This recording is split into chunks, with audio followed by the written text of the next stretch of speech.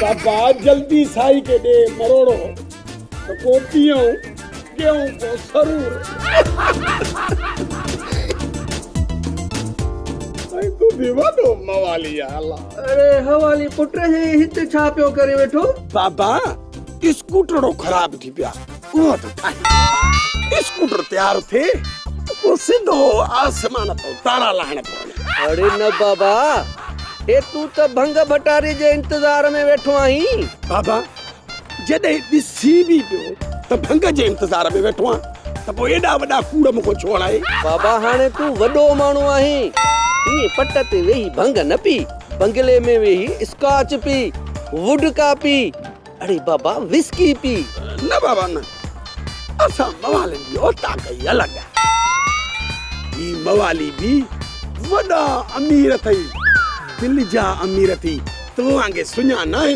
अरे अमीर आयो तो पो नशो बे त अमीराणो कयो न जने ये पट ते वेही साई था पियो सो बे हिन सियारे जे मौसम में। बाबा पाजा लक्षण सागा हूं तबियत में वडो गुरूर अची विया पर जॾहिं न भंग भटारी तो ॾिसां न बस त तबियत सफ़ा फकीरानी थी वई। ठीक है अयो पजो नशो पतो करे तो घर मोटी अच जाए सिगोई अज धनो धोबिया असा जी दावत कई है। हाँ साईं धनु धोबी दावत कई आ।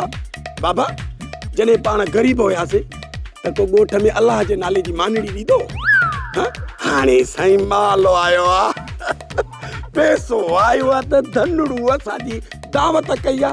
हलो बाबा हलो मां चा तो पेरो मुजी संगत वेठी आ। हाँ पर जल्दी अच जाए ये न तो जको सिज लही वने यते। हाँ न तू हल त मां चा तो। हाँ जल्दी कर। अरे वदम अरे भंग घोटी दे मरी वे जा।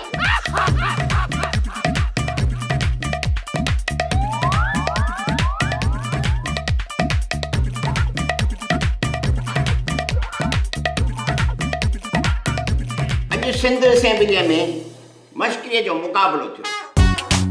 सभिनी मेंबरनि अवाम सां दिल खोले मश्किरी कई।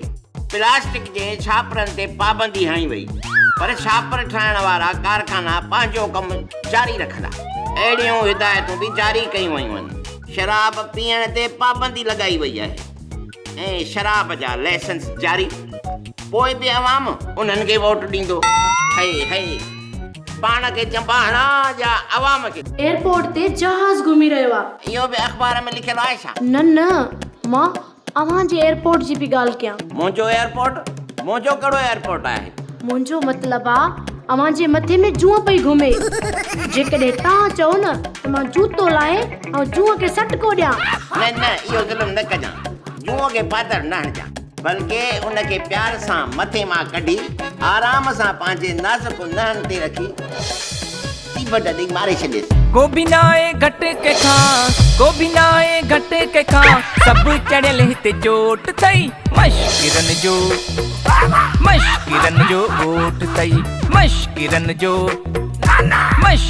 जो गोठ थई। सोप सीरियल मश्करन जो गोठ सीज़न 2 जा तमाम एपिसोड्स ॾिसो हाणे HD क्वालिटीअ में। विजिट करियो असांजो YouTube channel Sindh TV HD drama.